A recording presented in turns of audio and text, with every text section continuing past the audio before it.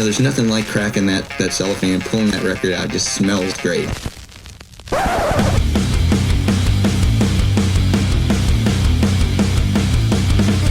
Welcome to BODS Mayhem Hour. Non-stop hardcore energy. I love the show, guys. You're awesome. Unlike any other. With your host, John the Bod, a.k.a.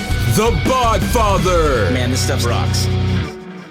Hey, this is Ken J from Static X, and you're listening to BODS Mayhem Hour. The views and opinions of the guests do not necessarily reflect the views and opinions of BODS Mayhem Radio Network, its staff, affiliates, or sponsors. Parental discretion is advised. Welcome to BODS Mayhem Radio Network. Hey everybody, welcome to BODS Mayhem Hour. I'm your host, John the Bod, a.k.a. the Bod Father. As always, I'm bringing you guys and gals awesome interviews. Today, it's an honor and a very huge privilege to have Ken J, drummer of the mighty Static X. Static X has came back together with vocalist Zero to celebrate the music of Wayne Static and the 20th anniversary release of their album Wisconsin Death Trip, and the remaining original members from that album as well. Also, Static X has released their new album, Project Regeneration, Volume 1. That features 12 brand new tracks from Static X, also containing many of the final vocal performances and musical compositions of Mr. Wayne Static. So, Ken, how you doing? And welcome to the show, man. Hey, man, thanks for having me. It's been an incredible run these last couple of years, and with the new album, everything's just picking up steam. Let's jump right into this, man, because you hit the nail on the head right there. Do you think Wayne would be on board with this 20th anniversary? Do you think that he would come in and do this as well, or no? That was the hope. I mean, we'd all gone away from it, and I wasn't even in bands. I was just teaching drums. We all had our own little projects, but when he was alive, that hope was always there. And a lot of it, we'd all heard the rumors and seen the interviews and felt like, as long as he continued down that path, that it wasn't going to happen. But you have the hope. So yeah, I hope so.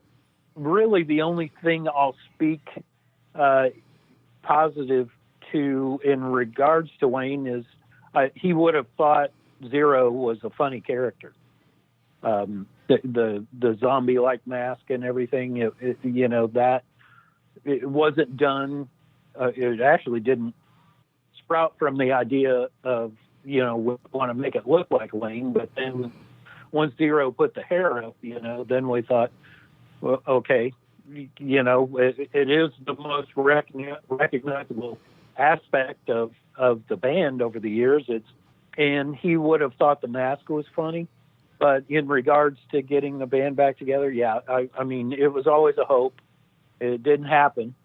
And, but, getting the band back together was a way for us to mourn.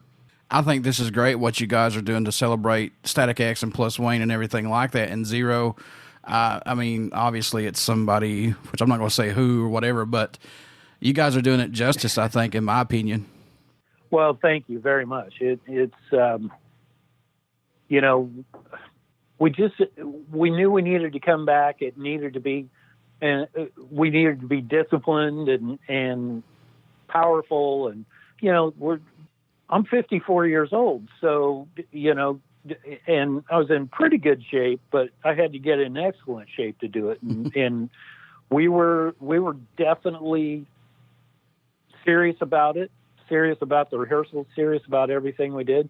And the weird thing is that became like it was in the past, which is, when prior to getting signed and having the success that we did, everything we did was really hard, but we were really close, and it never seemed like work.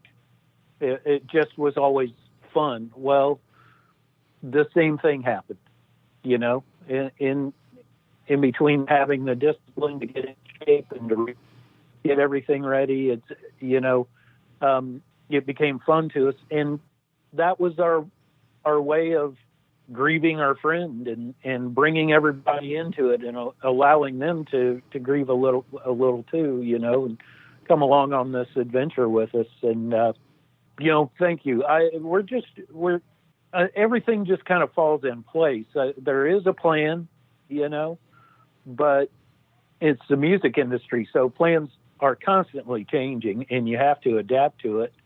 And, so far it has worked out well. The response has been really overwhelming.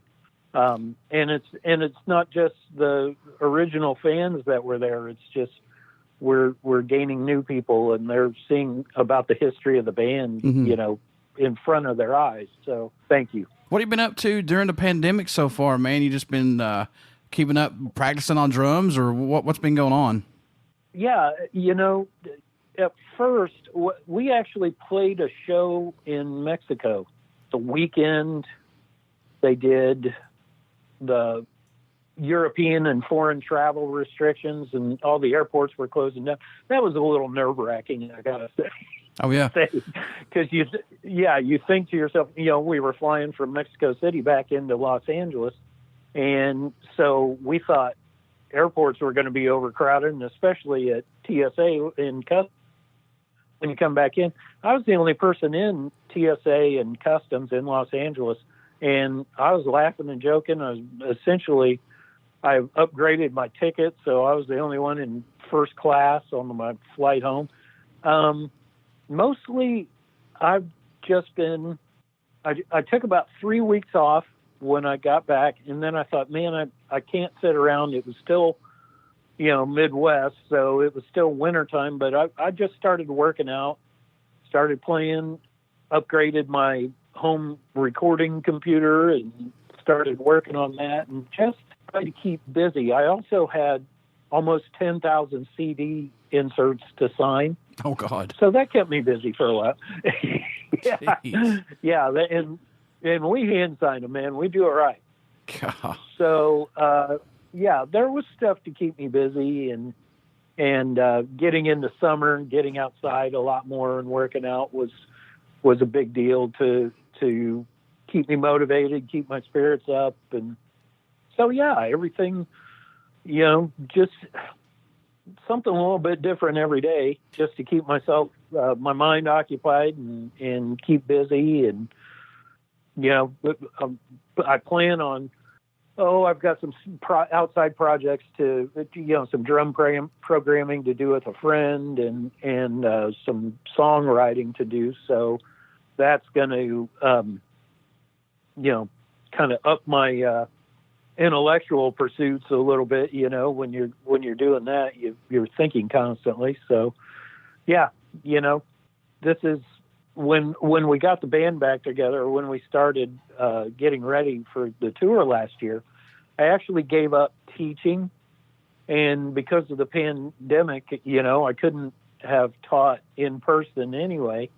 And I'm not really when it comes to drumming, it's not really, there are guys that can do it Skype, but a lot of my students were beginners. And, you're showing, you're kind of taking the sticks and flipping the students' hands over, and you're showing a lot of form stuff. So while I could learn from YouTube or Skype, it kind of helps to have a teacher there that's, showing form. And who am I kidding, man? I don't have the patience to teach when it comes to Skype.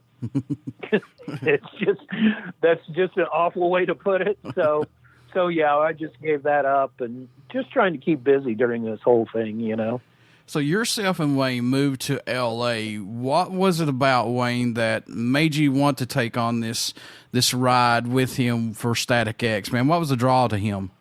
Well, we were just always thinking ahead and writing ahead.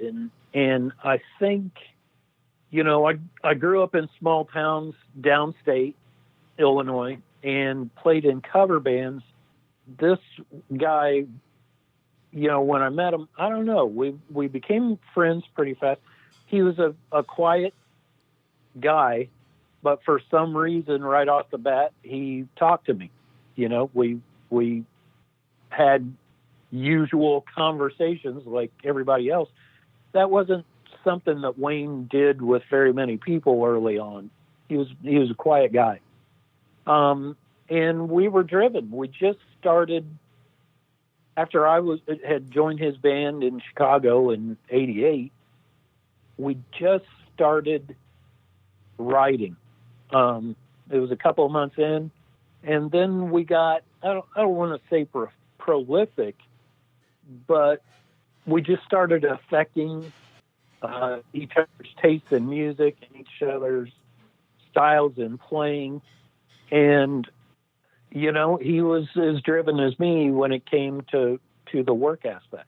And so, you know, staying in Chicago at that time, you know, we had Urge Overkill and Material Issue and the Smashing Pumpkins, and there was some stuff going on, but it wasn't really, unless you were a death or a thrash metal band, it wasn't really a huge hotbed for music at the time. It's a great place to see shows. I mean, just tons of clubs in the burbs, but we knew we wanted to be, you know, the music industry was LA and New York at that time, and LA was warm.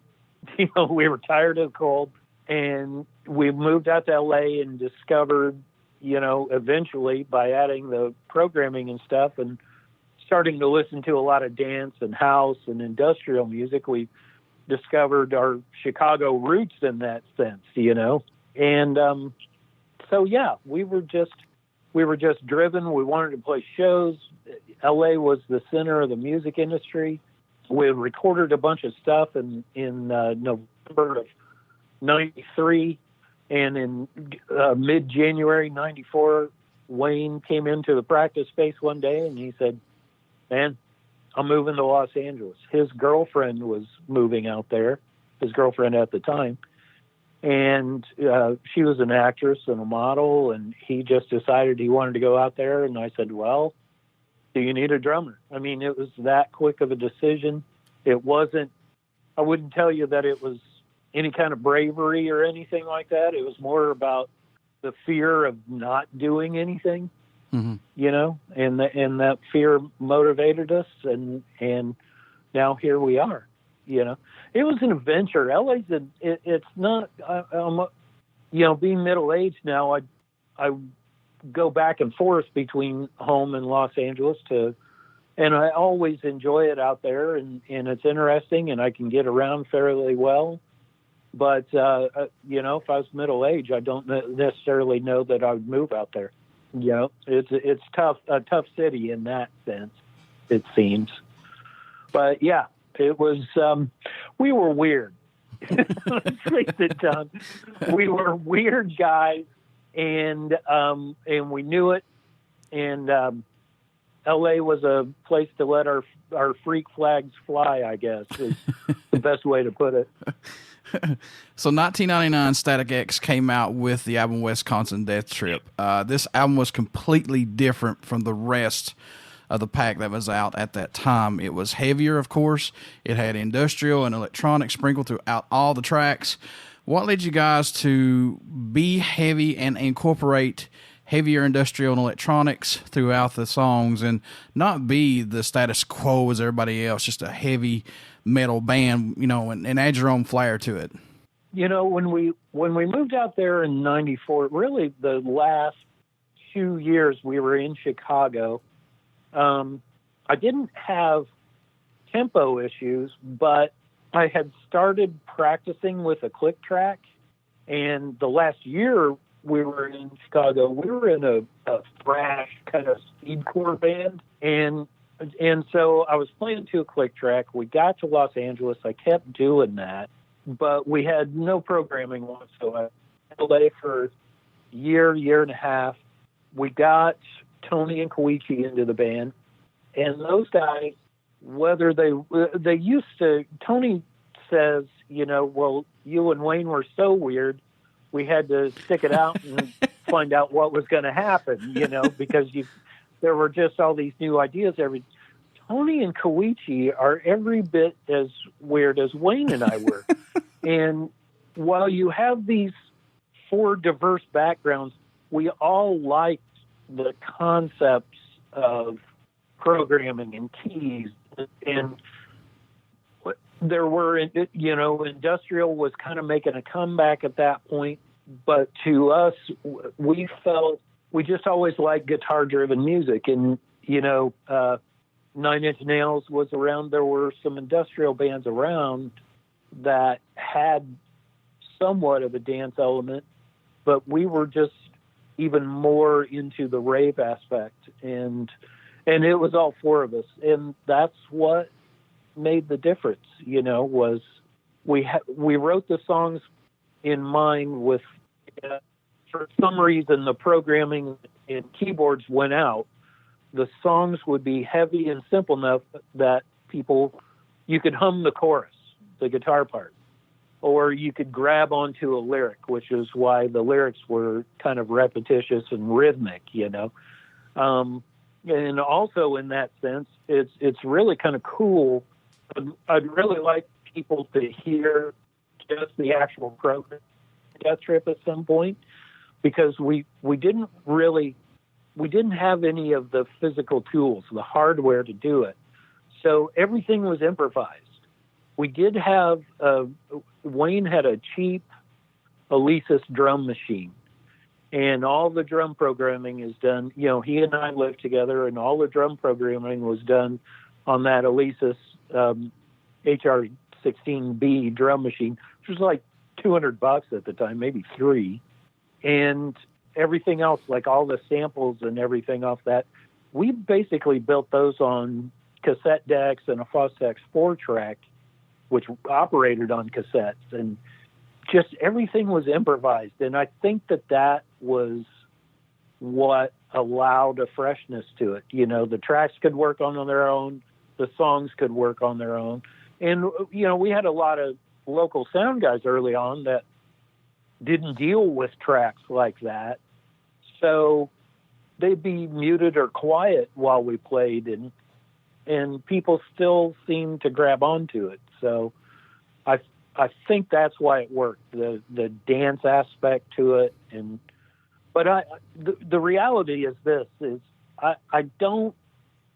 there were a few songs, like when we got done with I'm With Stupid and played it the first time and Push It, and there was a song called Down that we played that you can find on YouTube. When those songs, the first time we played those songs, the crowd response, that was when we knew we had something. But internally, we played them at the practice space and worked on them, and it was like, oh, okay, this is cool. I like the direction this is going. But you're not convinced. You don't know. And then once we got out live and through touring, then it just started. Then it was like, oh, okay, now we've defined the band. Yeah, and I'm going to say this right now. I got to see you guys twice live. I saw you guys at Ozfest, and I got to see you guys at the Big Sandy Superstore Arena in Huntington, West Virginia. Was that we did Extreme Steel there, but we also did a radio show, like a 10-band radio show. Yeah, it was Gravity Kills, and yeah, that's the radio show. Yeah, that was it. It was Gravity Kills. I think Earshot was there as well. Yeah. I'm telling you, man, and you guys had problems out of the electronics, and it took you guys a while to come on stage, but I'm telling you right now, it was every bit the wait. It was worth every bit the time to stand there and watch you guys play. Both times I got to see you guys live, and it was well worth it, man. And you guys, like I said, I'm just thankful I got to see you guys live, and I can't stress that enough to anybody. If you get to see a band that you like live, go do it. Don't sit back and wait. Just go. Best money I spent on a ticket other than Metallica, honestly. Seriously. So yeah. great show. And that was Metallica was Metallica, Pantera, circa late 80s, early 90s. Those were the bands we were looking at going, oh man, because it just, oh my gosh, it was just so ridiculously tight. And I mean, they were technically, just a lot more technical than us. And we did that kind of in the early 90s up to, 94, 95 was the big change in our sound. But we had done that for a while. And then it got to the point where it's like, well, Metallica and Pantera did that. And they, they're just so good at it. What can we, it wasn't a conscious thought, but we just decided to be different, But yeah, seeing those bands, oh my gosh. And thank you for including us in that radio show. That was a real treat to play with Gravity Kills. That band, I always really liked that band. We had, at the time, our tour and their tour joined for that show. And we had Earshot and Sinistar with us. And I can't remember who else they had with them, but I believe I still have my laminate from that show somewhere around here. That's awesome. That's so awesome. Yeah. That's a special. I mean, they all stick out in their own way, and sure. And we were fairly coherent. We weren't big partiers at all at the time, and so you remember them all. But that was an unusual thing. But like, we were the headliners of that show. Yeah, I remember looking at Wayne going, man, Gravity Kills has sold a lot of albums. That they were on what? Were they on the Mortal Kombat soundtrack? Possibly. I have to check and make sure, but possibly. Yeah, it was like them and Seven Dust, and they were on a couple of big soundtracks. My gosh, what a great band! There's another band that's highly underrated, Seven Dust. I can't. And the thing is, they never do the same album. No, exactly. But you instantly know it's them. Mm-hmm. We played a show in Ringgold, Wisconsin last weekend. It wasn't affected very much. It's outside of Wausau, Wisconsin, and as we were sitting backstage before the show, we were just talking about, Seven Dust came up. Seven Dust and Cold Chamber kind of came up the same time, and we were friends with the Cold Chamber guys, and I think it was 1996, and the four of us, drove out to, I believe we drove out to the observatory in Santa Ana or something like that, and watched Cold Chamber and Seven Dust, and boy, it was a great show. The Cold Chamber guys introduced us to Seven Dust that night. We, of course, eventually toured with Seven Dust in late 99, did like a month with them. And it's just, man, they're so amazingly consistent. Yep. They're different every album. And yeah, they've all done side projects and little deviations, but then they come back and they're just always great. Mm-hmm. That's amazing. Yep. Every album's different, like you said, and I'm so used to hearing the same old stuff on every album, but they change it. Yeah. Something in that band always changes from album to album. I don't care if it's 2 or 3 songs, but it always changes. Yeah. Well, and gee whiz, LaJohn, man, what a voice. God, they're something. They are just something else. Yeah, LJ, man, is just phenomenal rocking voice, man. That whole band. Yeah. What about Wisconsin Death Trip for you? Do you have any favorite songs personally for you off that album? No, it's really the whole thing. Okay. I guess it's weird. So like I said, we're not really. If you would have told us in 1997, 98 that people were going to grab onto this album, and that here we are in 2020 still talking about it, I think we probably would have laughed you out of the room. I mean, we all had pretty good sense of humor, but again, you just don't know.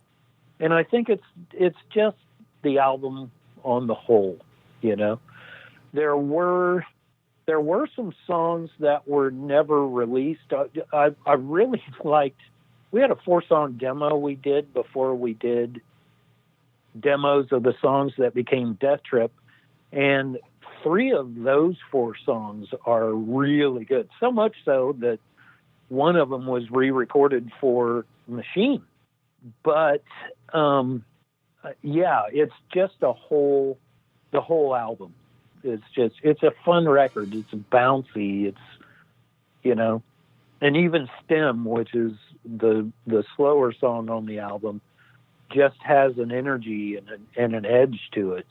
You know, I can't describe it to you. So those other 3 songs that are on that demo, will they eventually be released possibly or no? I've been working on Tony about it. I'm the only one with copies of it. So we'll have to see, you know, it just, right now there's, you know, like Project Regeneration, there were enough song snippets around for us to work from and to build what and write what became Project Regeneration. And then, you know, if you don't know this, Zero is a crazy person. So,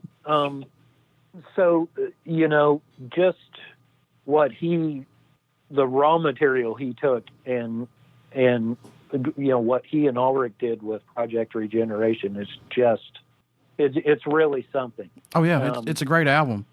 Thank you. And it's highly emotional to listen to because, you know, half of it's Wayne's vocal but yeah, it definitely, there's enough material for a volume 2. And plus, you know, I think we're getting back in that old band mindset of, well, let's just keep writing while we're working on these songs that, you know, they're basic structures or basic snippets, programming, a vocal, a rough vocal, and a guitar part. So in regards to that, you know, and because we've got a plan, I don't know if we'll reach back, but, you know, who knows? Again, we're weirdos. So it might just be one day, well, I'm sitting here, there's a drum set, and I'm, you know, hooked up to a computer. I'm just going to lay down this drum part and off these old songs and go from there. Because I still, they're, from a cardio workout standpoint, I still play them. So since you're saying that you guys have a plan, could we see down the road another Static X album with Zero on vocals? Yeah, we have a plan. Okay. Everything's been thrown up into the air with this year, you know? We hadn't planned on, there was going to be some, just like 3-4 shows that, you know, mostly festival stuff, but pretty much everything we were going to do was going to be for it. Probably maybe 3 months total of touring.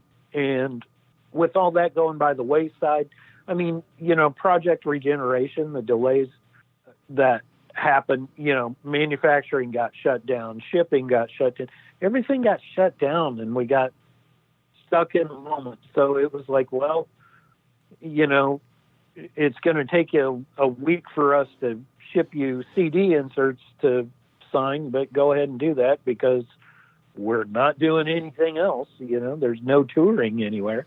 So long term, we'll have to get to next year and see and reassess everything. You know, we were working on a couple of new songs to get into the set, you know, some back catalog stuff, and you know, we had definitive plans for this year in 2021, and now everything is wait and see, you know.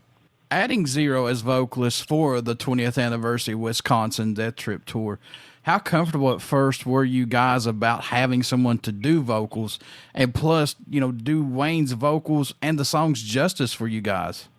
Well, that was the thing. That was really how Tony roped me in. I mean, we hadn't, you know, Tony and I had made contact again we'd been texting each other probably 2010, 2011. We started texting each other.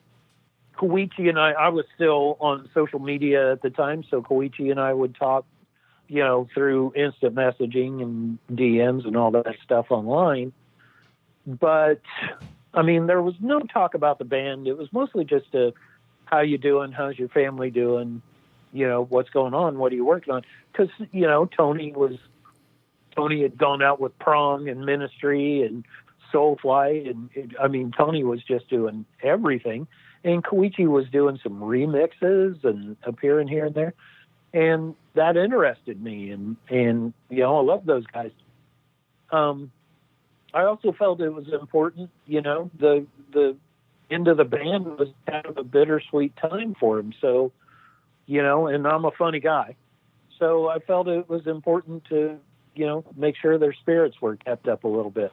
In that sense, once Wayne died, we were physically speaking to each other on the phone. And then a couple of years after that, Tony texts me, and it's a Sunday night. He texts me, and he goes, "Dude, I want you to listen to this song." And I'm like, okay, whatever. So I think it was on SoundCloud or something, and he sent me an MP3 of Push It.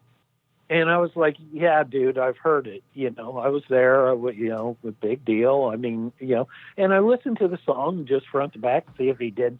I thought maybe he'd remixed it or something, or, I didn't know anything. And I listened to it. And so I called him and I said, dude, it's Push It. I've heard it. It's probably, a lot. Yeah. And he goes, that's our new lead singer. Oh, wow. And, and I got cold chills from it. Then it was like, you've got to be kidding me. I really thought it was Wayne. And he goes, I'm going to go talk to this guy. We've got a plan. And if we can put it together, would you be interested in doing some kind of reunion, just like a small reunion, just because then we can memorialize Wayne. And so, yeah, that was it. I heard the vocals, and it was a guy that, has a history with the band that we knew we got along with. And in his background, everything he does is DIY. It's independent. He's executive produced stuff. And so we thought, well, he's got an excellent handle on what the music business is now, and not just music, the entertainment industry, what it is, because it's more, marketing became branding, and Project Regeneration was, those singles were streamed, they were streamed closely, and just everything works on algorithms now. Yeah. And it's almost, throw it against the wall and see what sticks type thing. So, yeah, there was a lot of background there that was as important as the vocals. Now, the funny story about it is, Koichi, Tony, and I all practiced on our. We met about a month and a half before I drove out to Los Angeles with my gear. Stayed with Tony, and we started rehearsing about a month and a half before the tour started rehearsing on our own, just the three of us back in the practice space. We got involved in each other's lives again, and we had played a little, but we hadn't really sat down and played the old stuff in a space where just reconnecting musically was the idea. And we had song snippets and everything. We had, there was some stuff we had recorded. It was weird. It was a bass-backwards way of doing stuff is a good way to put it. But we, we had seen the potential. Now it was just like, okay, physically, we're middle-aged, not Tony, but Quincy and I. Let's get back in here and just hammer out an hour, 10-minute set and just keep working on that. It took about 15 or 20 seconds before we were the old stuff, before we were like, oh, yeah. And so after that first rehearsal, we were walking out to our cars, and Koichi says, and he's a man of few words, but what he says is so important and usually really funny. And Koichi goes, okay, so we know that we don't suck. Now we just have to really make sure that Zero doesn't suck live. And the same thing happened, a few days before the tour started. We got together for pre-production, and that was our, we were in contact. We worked with Zero every day, but then, playing and bringing it all together and bringing the show together with the LED panels and crew and everything. Once we got into that warehouse space and everything expanded, then you think, okay, we're serious. And we had that first pre-production, day of pre-production. And as we were walking out to the cars, Koichi looks at Tony and I and says, okay, so now we're positive that Zero doesn't suck, that we're going to be fine. And that's kind of, that's the way this band works, really, and has for a long time. It was like, okay, this works, let's move ahead, and so yeah, it wasn't traumatic. There was a history. It was an old friend, and it works, and he's a fun guy for us to be around, and he's really driven, and that's it. It just works. So Project Regeneration Volume 1 quickly hit number 1 and number 8 on iTunes. Are you surprised that the album has done great since the release? Yes.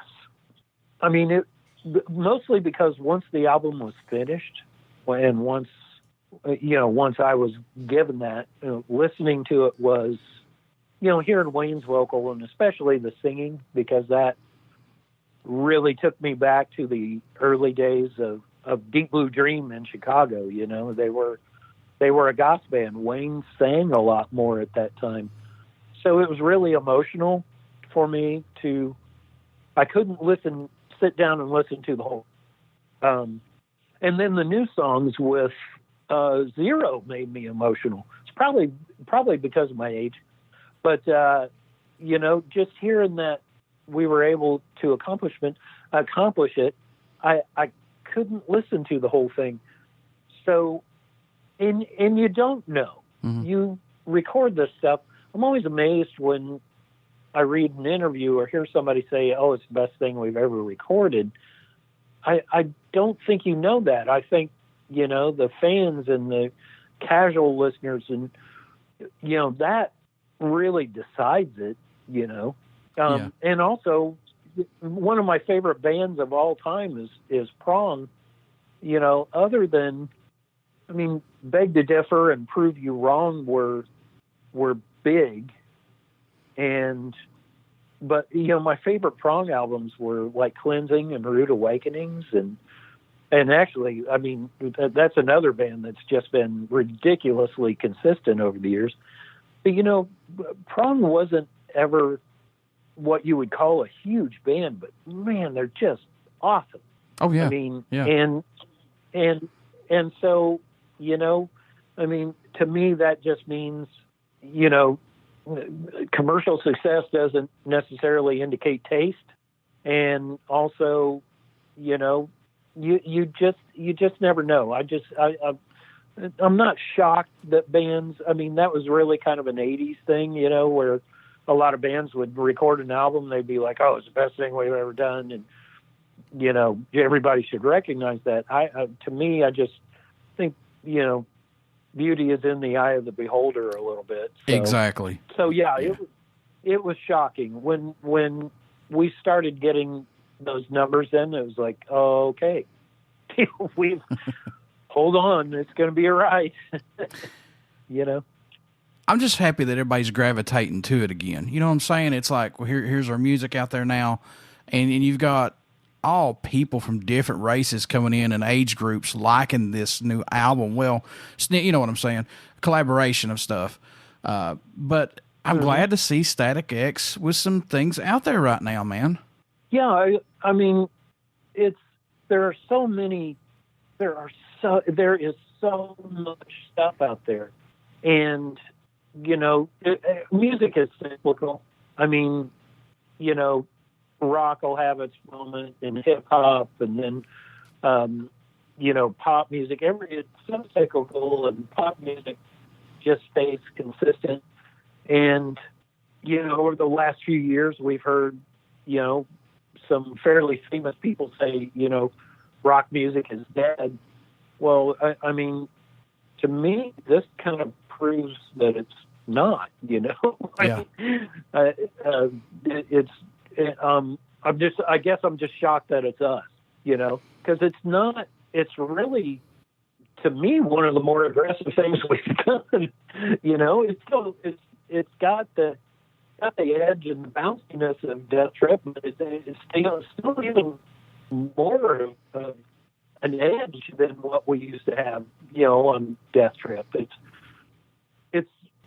people have said that it sounds like the album we could have recorded between Death Trip and Machine, and that's really satisfying. That's a satisfying thing to hear. So for people to grab onto it like they are, and young and old, and we always were a weird enough band where we had, we did have people that listened to everything else kind of gravitate to the band. They just saw something there that we weren't necessarily aware of. We just felt something. It was an emotional reaction when we wrote this stuff, and that applies now. Ulrich Wild is producing Regeneration Volume 1 and number 2. Let's talk about working with him on this. How is working with Ulrich on these? Ulrich is the fifth Beatle. He really is. Ulrich and I mean, he's always, before we got signed, I mean, there was interest there. And, the story about how we landed Ulrich is weird in its own right. But that being said, he just, much like the band itself, it just all fit.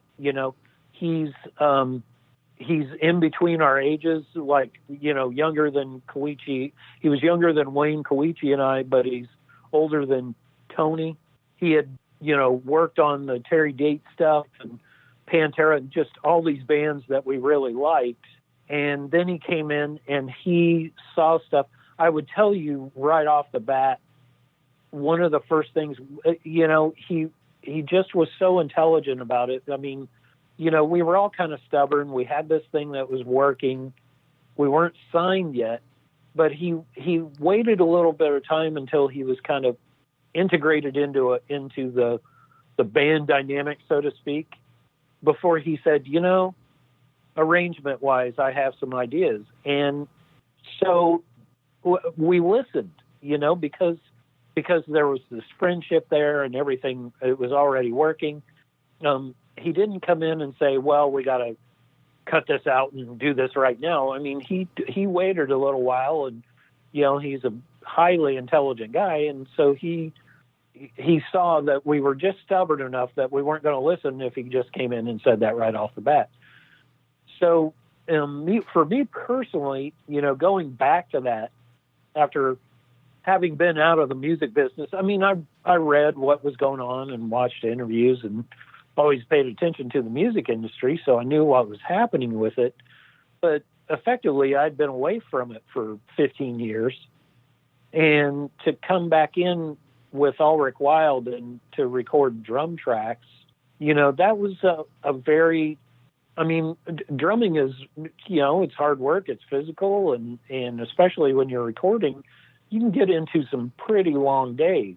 Mm-hmm. And yet he doesn't, beat you with a stick. You do a take or work on a section, a song, and you're putting these elements together and working on it. And he comes, I'd get done with a take and he'd come in and he'd say, why don't you come out and talk to me for a little bit. And so we'd sit there and talk for 10 or 15 minutes, and he'd say, okay, now why don't you go back in? I think you've got a little bit better in you for this section or let's do a whole take.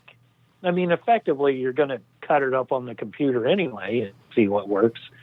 But just to get the energy, you know, even with computer, you try to do whole takes, you know, and he just gets that out of you. You know, he's got the same demented sense of humor as the rest of us.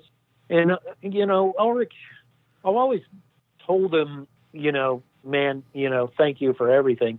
But last year when we played the show in Los Angeles, you know, we had Raven Black out on tour with us, and they're on Ulrich's label. And he came out to the LA show, and I made it a point to sit him down and say, you know, I think we would have had some success without you. I don't think we would have had what we have now without you. I think that he just pushed us to a new level that we didn't know. And there's something really cool about that. His family is awesome, you know. He's an awesome guy and just really super important to the Static X sound. Ken, what do you hope everyone takes away, or message you hope they hear while listening to any of Static X music in general? What do you hope someone takes away from it? Just that even with the edge and that we have and the aggressiveness on the new album and everything, and just that it's fun. Music is fun. It's meant to be fun, and yeah, it's hard work, but if you really enjoy what you're doing, man, people are going to grab onto that. Mm-hmm. I see a lot of younger bands, and they're so technically adept, and I mean, just everything they do is incredible. But sometimes I wonder if they're having fun, and this is it's fun, you know. It's what's that old saying about, you know, a man who enjoys his job, you know, doesn't really have a job. I mean, that's the deal about music, because otherwise, especially when you're touring like we did last year at our age, I mean, we had one stretch. We had a stretch in June and July where we had, I think it was 15 shows or 21, 22 shows. There was only 3 days off in those dates. And then we had a stretch on the winter tour in the U.S. where it was 13 shows in a row, no days off. Wow. That's hard. That's hard on your body. It's, you know, I was going through some health issues at the time, and it was a hard thing to deal with. And it did get to be a little bit of a drag, but then you go up on stage and it's like, I can do this. This is awesome. This is what I was built for. So, you know, do it. I just want people to have fun. Screaming is fun. That's an Ulrich Wilde saying. It is. Get your aggression out. And it's therapeutical. And I mean, I hit inanimate objects with sticks, you know. I mean, that's fun. That's fun. So yeah, I just hope people have fun. I mean, the album was done with a little bit of pressure and duress, you know, with Wayne's death and just trying to reboot this whole thing. But the idea behind it was honorable. We the three of us really had some stuff emotionally to work through, and we doing that on your own is not an easy thing to do. But getting back together, deciding to tour, and you know, just we got close again, and it's fun, and we hope people feel the same that we do, which is, you know, it's fun. Has this been therapeutical though for you guys? Has this been a chapter that's kind of being not closed, but mended, as I should say? Yeah. Simply, you said the right thing. I think people, closure is such a BS word. Yeah. I don't know who came up. I don't know who came up with that word, but they should be strung up by their thumbs because there's no closure. But by just getting out there, it was mending. That's a good way to put it. Wayne's family has been involved in this, and nothing gets done without their approval. And that's Wayne's family being involved in my life it's 30 years, and I would like people to understand that. And for Tony and Koichi, it's 24, 25 years of our lives. And it felt like something, if we didn't do it, that it was going to drive us all crazy. And it's, from a personal standpoint, even take away the band, just, Koichi and Tony are they're more like brothers to me than best friends. And it just was important to do from our own standpoint. And I hope that the fans of the band, and especially the ones that were around, in the 90s that have followed along on this journey, and the new ones, they understand that, the only way to move forward was to grieve a little bit and mourn. Mm-hmm. And it just seemed like a lot, especially, once we got to Atlanta, Wayne's sister Amy came out, and then she flew to the Grand Rapids show, and the whole family came out. And it was just such a huge pressure relief off of us. Everything was okay after that. Yeah. But how satisfying is it to you guys, though, to have this album out, and plus where this 20th anniversary tour is taking place? It's kind of like a meant-to-be thing if you kind of look at it that way. But you have a surge of new fans that's coming on board the Static X train, as I should say. How gratifying is that, and exciting is that for you guys now? It's really immensely exciting. The downside to right now is like the show with Wisconsin in Wisconsin last weekend. We didn't get to hang out after the show, which is kind of a bummer. You got to mask up and leave pretty much. That was the only way we could do it. That's kind of a bummer. But in regards to, the new album and the response and everything, once we started getting in those numbers from our product manager, it was overwhelming. I'll keep, and the tour was too, just the response was, it was a little unusual, and since you were around and saw those shows in the 90s, everything back then was about, mosh pits and dancing and crowd surfing and everything. Yeah. And, and it's been 19 years since the original lineup of the band had been together, and 15 years for me playing a live show with a band. And, cell phones have come along so far. Plus, our crowd some are in their 30s, early 40s, they're parents now. So, the crowd surfing isn't, they moved. But, it's a little bit, but just the faces of the people that were watching, there were a lot of smiles.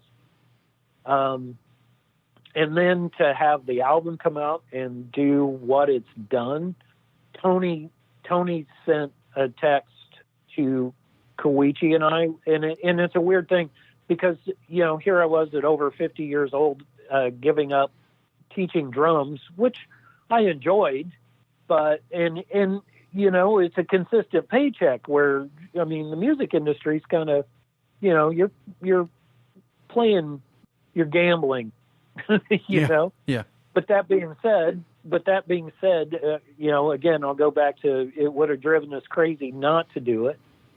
And Tony sent this text just saying, it's really weird because we were so in the moment back in 99, 2000 through, all those years. And we're kind of in the moment now because of the pandemic. And Tony sends this text saying, we have a future now. And that was overwhelming too. That was a crazy emotional thing and a wonderful thing. And, we're amazed and overwhelmed and we're just glad that people enjoy it. Folks, Static X has released their new album, Project Regeneration Volume 1, which features 12 brand new Static X tracks containing many other final vocal performances and musical compositions of Mr. Wayne Static. So you want to get out and pick that up. Ken, how can folks pick that album up? Stay in touch with you guys as well and find out what all Static X has in planned. How can they do that, good sir? Static X official Twitter, Static X official Facebook. We have staticx.com, many ways to find out what's going on with the band. There's unfortunately right now, touring's not happening. So we'll just have to see. There might be some one-off shows in remote locations that haven't been as affected as much, probably provided they follow guidelines, but iTunes, Spotify, Pandora, it's been on YouTube. Pretty much, it's gone viral. No pun intended. Before I let you go, would you care to do a promo for the show, sir? Absolutely. Hey, this is Ken J from Static X, and you're listening to BODS Mayhem Hour. Everybody stick around. We got some great stuff coming up, and you only hear these interviews right here on BODS Mayhem Hour and BODS Mayhem Hour podcast. Please get out and check out our Facebook page. It has our podcast link and all the links, and our YouTube link as well, and all the links that we are associated with. And trust me, we are just about all over every platform. Also, please get out and check out Static X's new album, Project Regeneration Volume 1. You will not be disappointed. Also, Volume 2, hopefully out maybe sooner or later, possibly, but we'll see.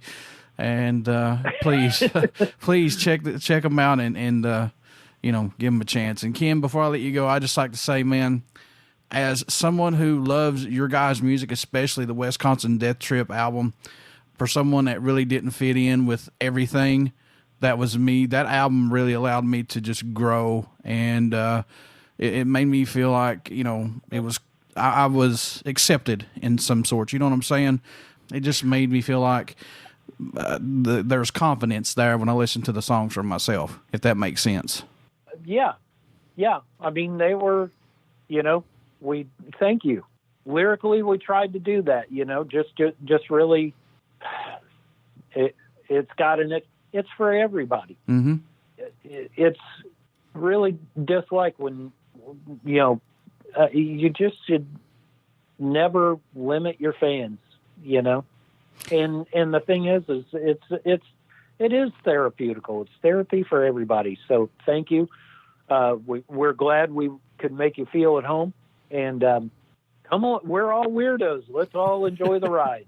Folks, Santa Bod's back in town, and let me tell you something. He's going to give a giveaway of a BODS Mayhem Hour shirt, stickers, and a signed autograph poster by an unnamed band. I'm not going to tell you who the band is. That's going to be a little surprise. But Santa Bod left me a bunch of stuff here to give away. So listen to the key word here, Jingle Bell Rock. And that's for sure. That's what we do on here. We try to help everybody out that we can and try to do anything and everything that we can for everybody. So thank you guys for listening. And Ken J, thank you guys so much for your music at Static X. And trust me, man, you have made a huge impact on someone who felt like they didn't belong. So thank you all.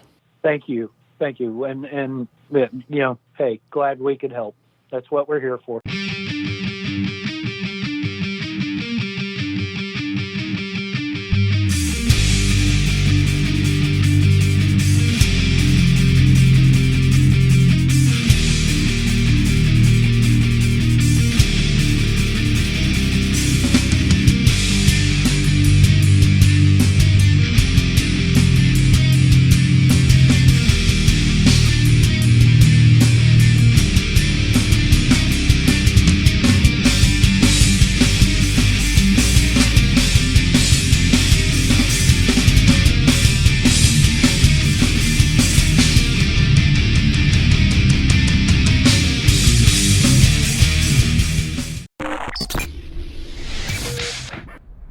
listening to BODS Mayhem Hour.